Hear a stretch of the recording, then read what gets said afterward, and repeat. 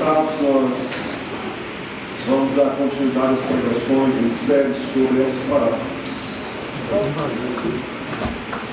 Hoje eu vou falar sobre duas parábolas também pequenas, no sentido de texto. Parábolas da candeia e semente. Lembrando que essa parábola semente não é a mesma parábola do grão de mostarda, tá? Não é a mesma, parece alguns detalhes, mas não é.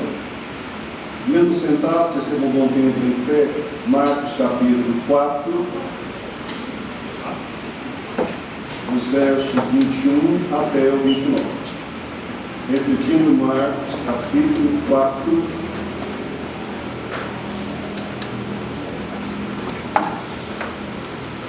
do 21 ao 29. Quero também aqui enfatizar que essas duas palavras fazem parte de um grupo que Jesus contou no início do seu ministério. Como nós sabemos, ele começou o ministério em torno de 30 anos, durou cerca de 3 anos, então bem no comecinho, ele contou aqui também essas duas palavras. Vamos à leitura de Marcos capítulo 4, 21 a seguinte. Também lhes disse: vem porventura a candeia para ser posta debaixo do alqueire ou da cama? Não vem antes para ser colocada no velador? Pois nada está oculto senão para ser manifesto, e nada se faz escondido senão para ser revelado. Se alguém tem ouvidos para ouvir, ouça. Então disse: atentai no que ouvis, com a medida com que tiverdes medido, vos medirão também, e ainda vos acrescentará. Pois ao que tem se lhe dará, e ao que não tem até o que tem lhe será tirado. Disse ainda: o reino de Deus é assim como o homem lançasse a semente à terra, depois dormisse, se levantasse de noite e de dia, e a semente germinasse, crescesse, não sabendo ele como. A terra por si mesma frutifica, primeiro a erva, depois a espiga, e por fim o grão cheio na espiga. E quando o fruto já está maduro, logo lhe mete a foice, porque é chegar assim. Pai, nós te louvamos por essa oportunidade. Eu rogo a Ti, ó Deus, em nome de Jesus, que abra a nossa mente, ilumina a nossa mente, para receber a Tua palavra, Deus, guardá-la em nosso coração, praticá-la e também levá-la. Sabemos, ó Deus, que a Tua palavra, como está na Bíblia, tem vários inimigos e também espirituais. E nós pedimos que nos conceda em 2026, como já temos falado, a graça de aprender muito mais, para obedecermos muito mais. Oramos para o nome de Jesus. Amém. Primeira palavra da candeia. Verso 21, vou repetir esses versos. Também ele disse: vem porventura a candeia para ser posta debaixo do alqueire ou da câmara? Não vem antes para ser colocada no velador? Jesus começa a conversa com a intenção de provocar reação nos ouvintes. A estratégia era chamá-los para dentro do assunto e levá-los a se posicionarem. Jesus não deixava ninguém neutro em relação ao reino de Deus. Jesus, se ele vivesse em nossos dias, provavelmente não teria acesso a muitos púlpitos, nem eventos, porque a palavra dele, em vários aspectos, era desconfortável, provocativa, e levava a pessoa a tomar uma posição. Evidentemente, sempre trabalhava para que a palavra quebrasse todos os bloqueios da pessoa, chegasse ao coração e começasse uma obra nova de transformação. E aqui não foi diferente. Ele não deixou o seus ouvintes confortáveis. Eles teriam que se posicionar, ou aceitavam, ou rejeitavam, ou amavam, ou poderiam odiá-lo ainda mais. É evidente que ninguém deixa uma candeia debaixo do alqueire. Esse ventilador não é meu amigo, ele é meu inimigo. Ele está balançando a minha Bíblia, mudando a ordem das coisas aqui. Vai lá e repreende esse ventilador. É evidente que ninguém deixa uma candeia debaixo do alqueire, nem debaixo da cama. Pode desligar essa fera completamente. Candeia era uma lâmpada de barro que eu usava óleo como combustível. Muitos de nós aqui, de alguns anos a mais do que os jovens, sabemos muito bem o que é uma lamparina. Já disse aqui na minha casa, na minha cidade interiorana de Jovinhão, Goiás, durante vários anos, lá tinha então uma lamparina. E aconteceu um fato lá bem estranho e assustador, por quê? Só se percebe o problema depois que acontece em muitos casos. A lamparina ficava exatamente por cima do fogão, evidentemente. Depois de muito tempo, minha casa passou a ter um fogão com botijão de gás, mas ela ficava justamente pendurada numa coisa que ficava em cima do fogão e do botijão de gás. O que aquela fera tinha, ou tem em algumas partes do Brasil? Um recipiente com um pavio e dentro, naquele tempo, pelo menos se colocava querosene. Só que acabou a energia, a cidade tinha energia, mas nas ruas, né? E a coisa escureceu mais ainda. E lá estava também entrando uma lamparina. Só que aí os replicadas da água também, minha mãe colocou uma vela. E essa vela começou a pingar, e caiu em cima da mangueira que vai do botijão e o fogão. Quase que minha casa, quase que ela foi para o espaço. Eu era um pré-adolescente, mas chego lá, eu lembro que meu pai estava muito preocupado com aquilo tudo. Enfim, mas durante muitos anos a minha casa, então, ela tinha uma lamparina, ela tinha uma candeia que ficava lá para iluminar a cozinha e também tinha os quartos. Era uma lâmpada de barro naquela época, que usava óleo como combustível. Aqui diz também não debaixo do alqueire. O que era alqueire? Era uma vasilha usada para armazenar cereal. A candeia vem para dentro do quarto escuro e é colocado então numa posição para iluminar a casa. O verso 42, pois nada está em oculto, senão para ser o quê? Manifesto. E nada se faz escondido, senão para ser o quê? Revelado. O que é isso? Jesus tem muitas palavras dele que não é fácil às vezes entender numa primeira olhada. Mas o que é que estava em oculto?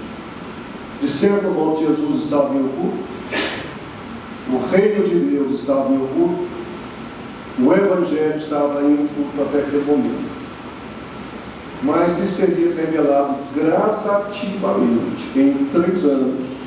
Em 3 anos, gradativamente Jesus iria revelar-se.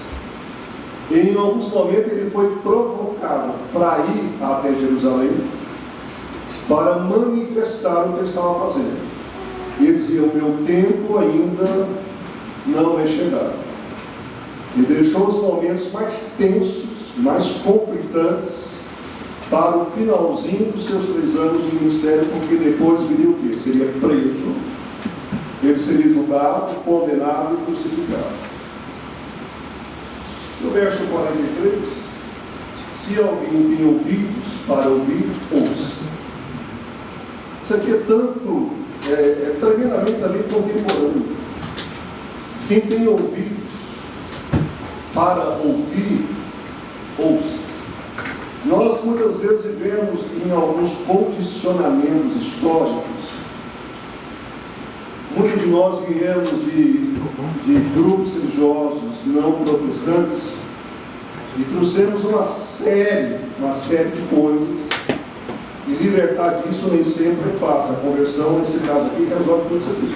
E aí vem o discipulado. Mas ouvir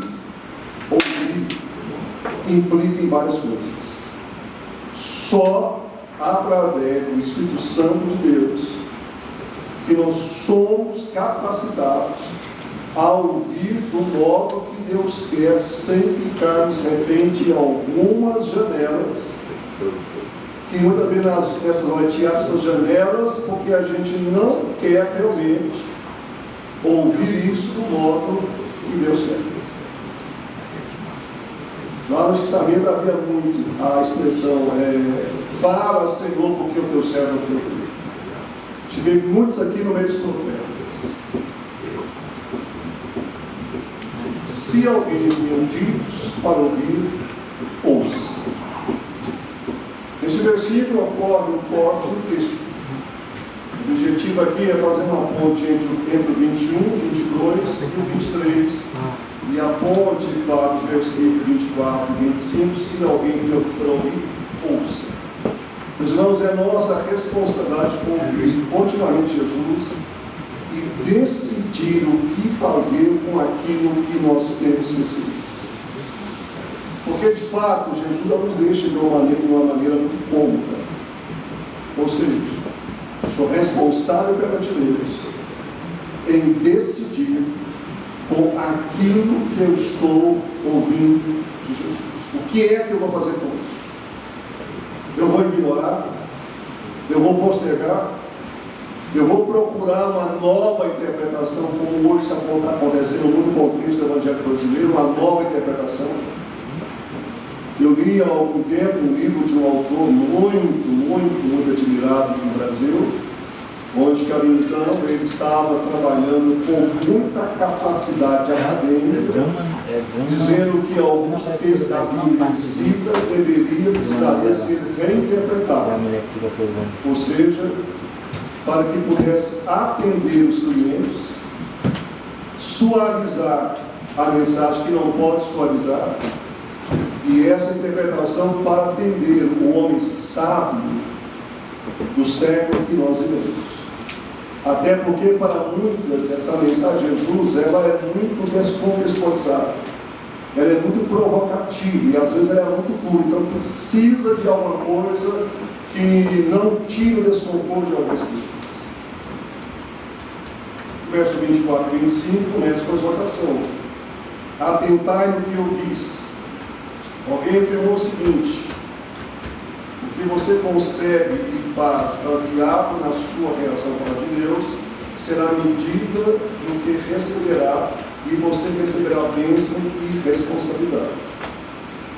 Pulando para a parábola da semente, versos 26 e 29. Verso 26 disse ainda: o reino de Deus é assim como se um homem lançasse a semente à terra. O reino de Deus é assim como se um homem lançasse a semente à terra. Naquela época a semente era lançada apenas por um lavrador. Hoje ainda temos muitas pessoas pobres para aqui no Brasil que elas usam as mãos para lançar a semente.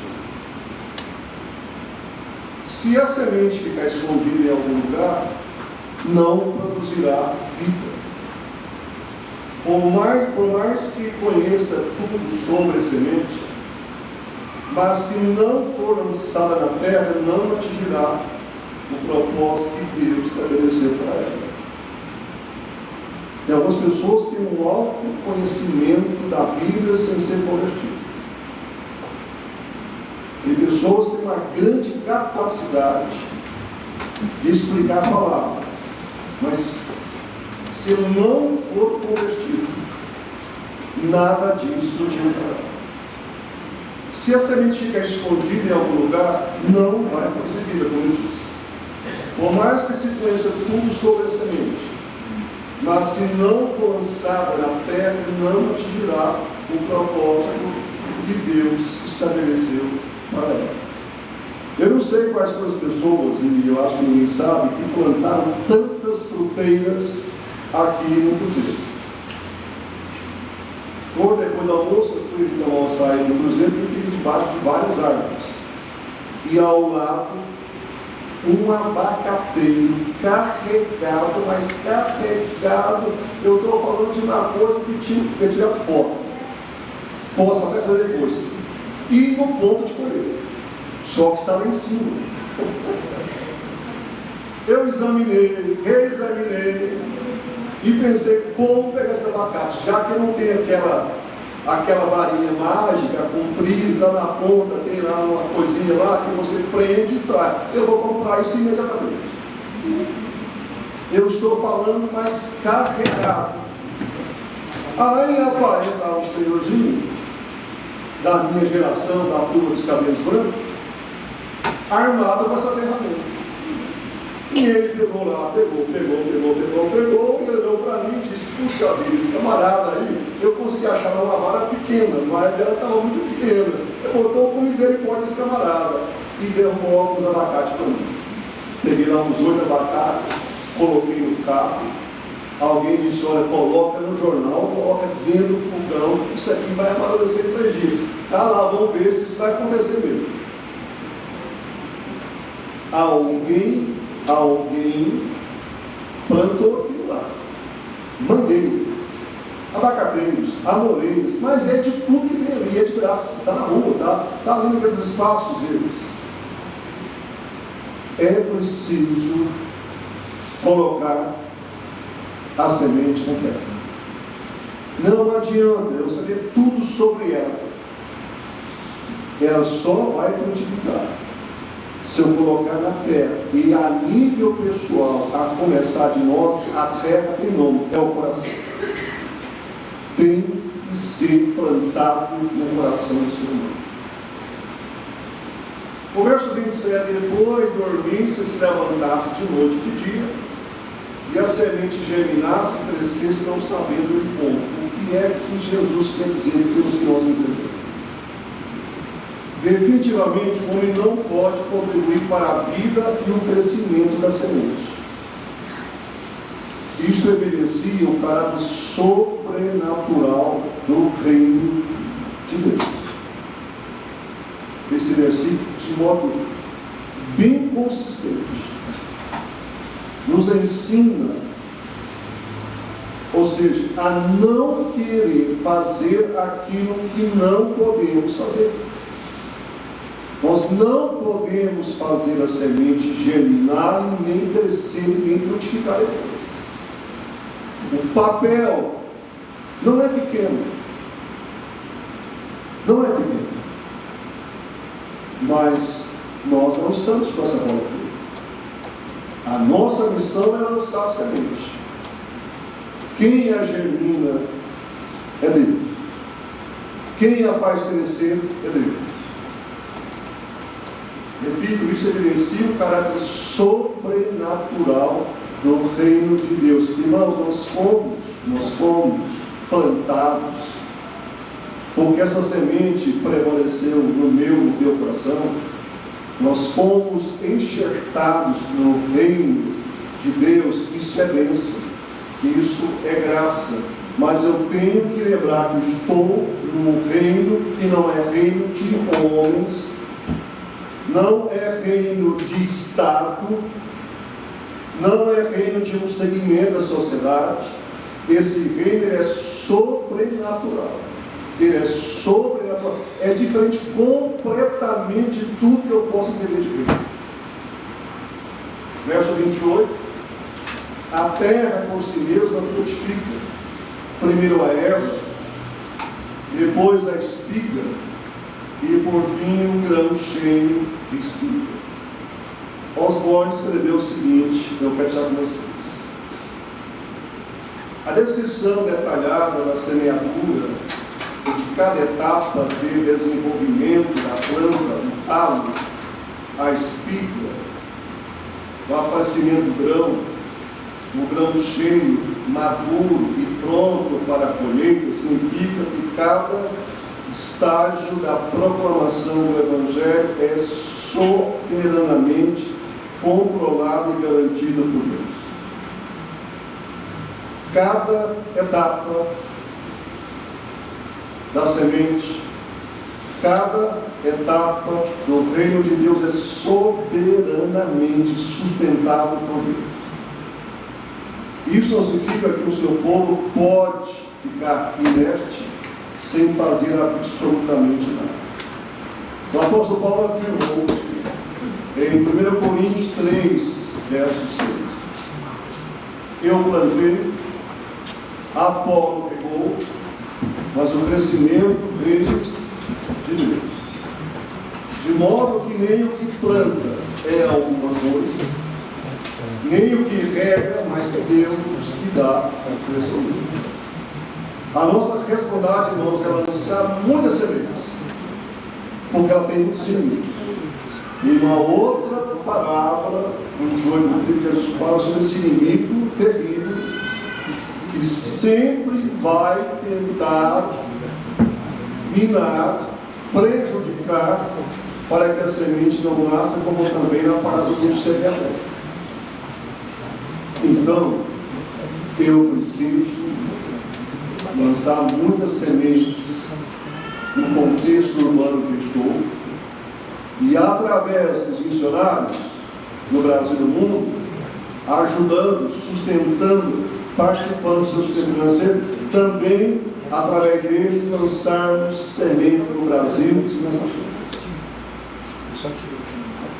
O reino é de Deus, eu sou meramente de trabalhador. E quando o fruto já está maduro, logo lhe mete a foice, porque é chegado o quê? A ceifa. Apesar de todas as forças que operam contra o grão, o reino de Deus crescerá para ser tudo o que Deus determinou. Eu quero estar aqui dois exemplos bíblicos em relação às duas parábolas. O primeiro está lá em Mateus capítulo 4. Aqui fala de um povo que vivia na região da sombra da morte. Trevas espirituais dominavam uma certa região. Vamos à leitura. Mateus capítulo 4, verso 13 a seguir. E deixando Nazaré, foi morar em Cafarnaum, situada à beira-mar, nos confins de Zebulon e Naphtali, para que se cumprisse o que fora dito por intermédio do profeta Isaías, há séculos atrás, em relação a esse momento de Jesus. Terra de Zebulon, terra de Naphtali, caminho do mar, além do Jordão, Galiléia dos gentios. O povo que jazia, olha a expressão da Bíblia, a minha é a Cristo eclesiástica. O povo que jazia em trevas, viu o quê? Uma pequena? Não. Uma pequena. O povo que jazia em profundas trevas, viu o que? Uma grande luz. O nome dela, Jesus. E aos que viviam na região da sombra da morte, resplandeceu o que? A luz. Uma região predominantemente, historicamente, por vários contextos históricos, a gente pode também ter acesso a isso, também pode ver. Era uma região de sombras, trevas. Os demônios deitavam e rolavam e dominavam, escravizavam, arrebentavam, porque aquela região estava dominada por trevas, por demônios, por entidades demoníacas que também usam pessoas para propagar as trevas. Agora há uma ação de invasão. Exatamente. Aconteceu o que? Uma ação de invasão. Jesus chega, a luz começa a invadir aquele espaço geográfico, chega até pessoas e famílias. Jesus não recuou, e não recuou. Não foi a primeira vez que ele enfrentou isso. Nós vamos perceber que em outras partes da Bíblia, até em Atos, agora trazendo para os apóstolos, nós vamos perceber essa invasão, o reino de Deus adentrando ao reino de Satanás, o reino da vida espiritual entrando no reino da morte espiritual em todo sentido. É uma ação de entrada, de tomar posse, Agora eu quero falar sobre a semente, usando aqui, lembrando a semente, uma passagem que está lá em Atos capítulo 8. A partir do verso de número 4.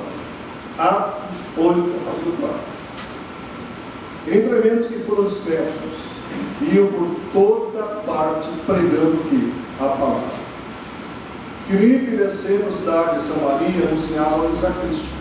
As multidões, atenção, as multidões atendiam unânimes as coisas que Filipe dizia, ouvindo-as e vendo os sinais que ele operava, pois os espíritos imundos de muitos possessos saíam gritando em alta voz, e muitos paralíticos e coxos foram curados. E houve grande alegria naquela cidade. Uma multidão na Samaria que era terrivelmente desprezada pelos judeus do sul. A palavra samaritano, ou Samaria, samaritano significa o quê? Misto. Essa é a ideia, é um povo misto, significa meio que misturado, sem identidade. Porque quando ela foi para o cativeiro, uma das táticas terríveis daquele imperador era o quê? Fazer essa mistura de castas. Então, os judeus do sul tinham muita resistência ao samaritano, mas Jesus esteve lá, falou para aquela mulher samaritana, conhecendo uma passagem que está em João, mas agora, depois do Pentecostes, há uma ação como que de invasão em Samaria, e a resposta foi imediata.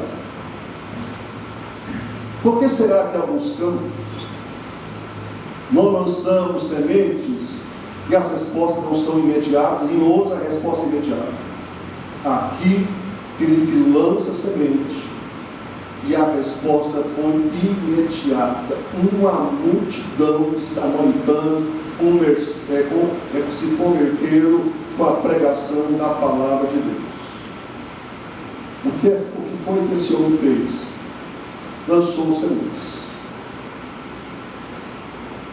Ele não poderia fazê-la crescer. Ele lançou sementes. Houve oposição. Tem dificuldade. Mas essa região foi profundamente sacudida, impactada com a palavra de Deus. O que eu posso aprender disso? Escatologicamente, nós estamos caminhando para um tempo da história, meus irmãos, que para mim, de um modo muito claro, estamos caminhando a passos largos para a volta de Jesus, e o nosso trabalho em breve terá fim.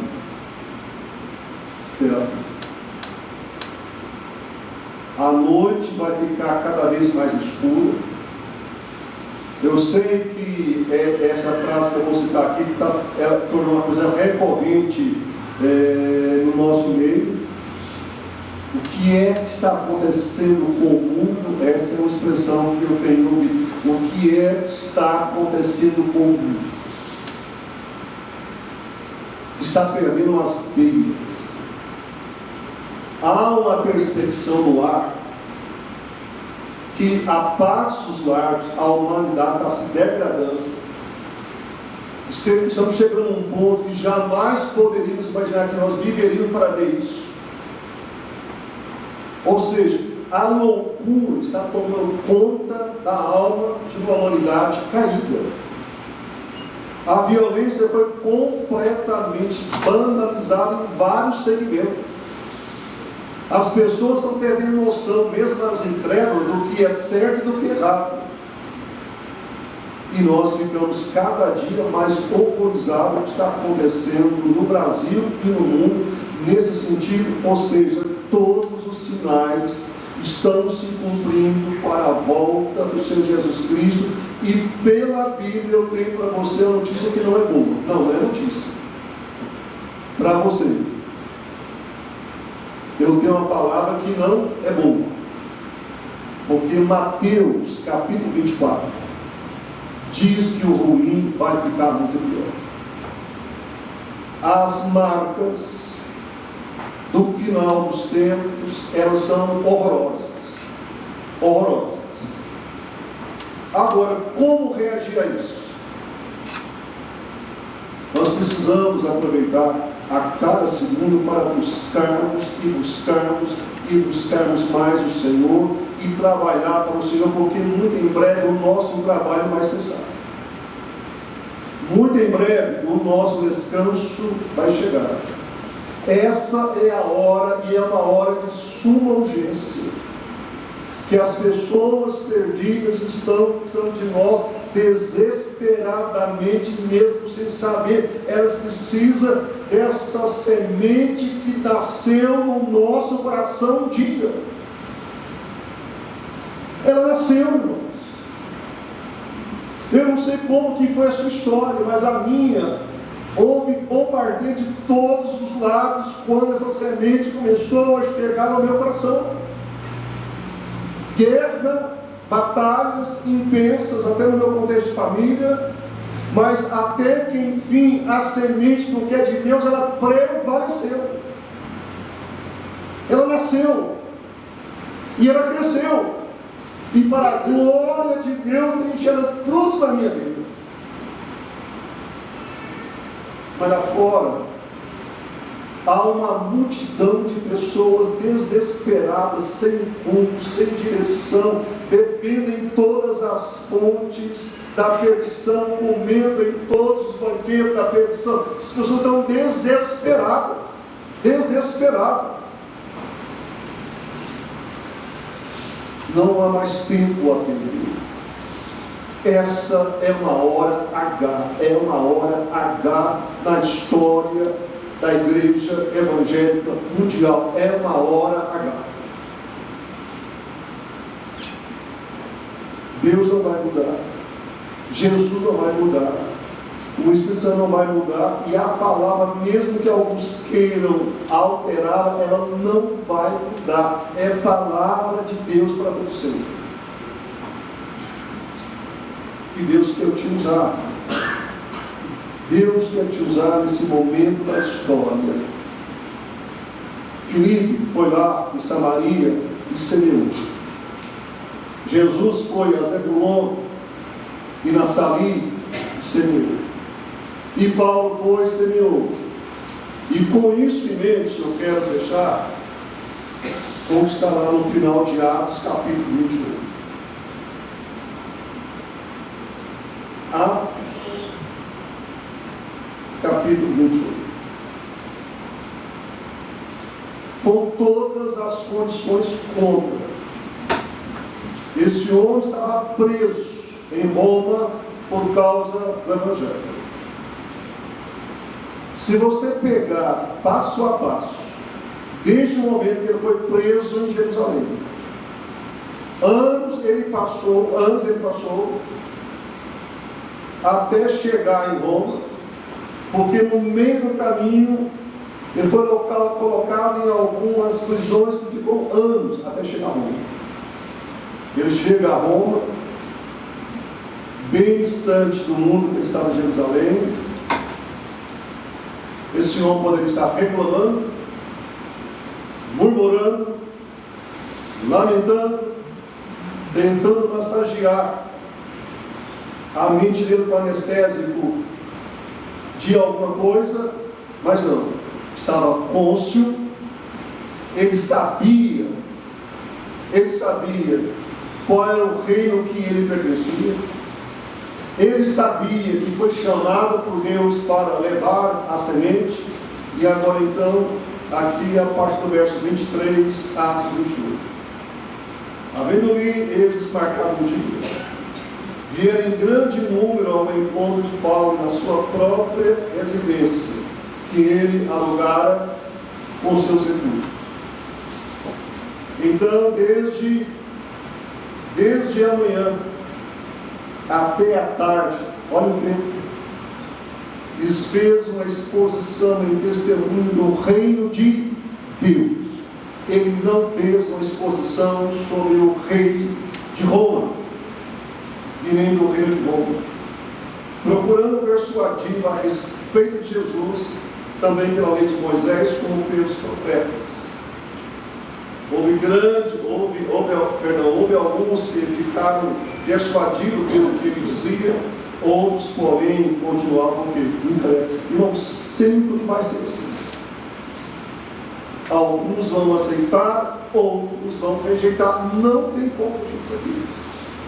Não tem um caminho intermediário. Ou rejeita ou aceita. Ou abraça ou joga para longe. E havendo discórdia entre eles, Espírito-se dizendo: Paulo, estas palavras bem falou o Espírito Santo a vossos pais por intermédio do profeta Isaías, como disse: vai este povo e diz-lhe, de ouvido ouvireis e não entendereis, vendo vereis e não percebereis, porquanto o coração deste povo se tornou endurecido. Com os ouvidos ouviram tardiamente, e fecharam os olhos, para que jamais vejam com os olhos, nem ouçam com os ouvidos, para que não entenda com o coração e se convertam. Tomai, pois, conhecimento de que esta salvação de Deus foi enviada aos gentios, e eles a ouvirão. Dita essas palavras, partiu os judeus, tendo entre eles grande contento. 30. Por 2 dias, permaneceu Paulo na sua própria casa que alugara, onde recebia todos que o procuravam, pregando o reino de Deus, pregando o reino de Deus, e com toda a intrepidez, sem impedimento algum, ensinava as coisas referentes ao Senhor Jesus. Glórias a Deus. Irmão, sem impedimento, era uma prisão domiciliar. Sem impedimento algum, sem amargura, sem rancor, sem tentar jogar pedras a Cristo por ter passado por tanto sofrimento, sem impedimento algum. Quantas vezes nós somos impedidos de servir a Deus como Ele quer por causa de uma casca de banana? Quantas vezes nós somos impedidos de fazer o que Deus chamou fazer porque é uma azeitona que é no nosso pé? Irmão do céu, o Pai é o mesmo, ele não mudou, como eu disse. O Filho, o Espírito Santo é o mesmo, o Evangelho é o mesmo, o poder de Deus. Esse homem estava pregando a palavra de Deus sem nenhum impedimento, ensinava as coisas referentes a Jesus. Obviamente, como nós sabemos, Deus nos concedeu somente uma vida aqui na terra. Não tem jeito. Esse camarada aí pode vir, que manda congelar o corpo dele, a família paga lá não sei quantos milhões de dólares, e depois de não sei quantos anos que vai descongelar. Loucura da mente humana. Nós só temos um tempo. Nós só temos um tempo para fazer aquilo que Deus nos chamou para fazer depois da conversão. Domingo, nesse horário lá fora, há uma multidão de pessoas que estão atolando a cara, o coração, a vida na lama do pecado. Não tem governo capaz de mudar a alma do ser humano. Não tem escola secular capaz de mudar a mentalidade do pecador para que ele aceite Jesus. Somente quem experimentou essa semente, somente aquele que o coração recebeu essa bendita semente, é capaz, porque não basta conhecer, tem que ser na unção do Espírito Santo para tocar no coração dele. Que Deus nos ajude a lançar essa semente, lançar em nossos netos, para quem tem filhos, lançar no casamento, lançar na igreja, lançar lá fora, lançar nos palácios, lançar lá naqueles locais de invasão. Nós temos que lançar essa semente em tempo e fora de tempo. O tempo não é favorável a você nem a mim. Essa é a hora. Eu queria convidar você a ficar em pé. Nós oramos um pouco. Não é por força, não é por inteligência humana, não é por capacitações humanas, é pelo poder do Espírito Santo de Deus. Tatiana, pode vir para cá com os meninos. É pelo poder do Espírito Santo de Deus que a obra dele é realizada em nós através de nós.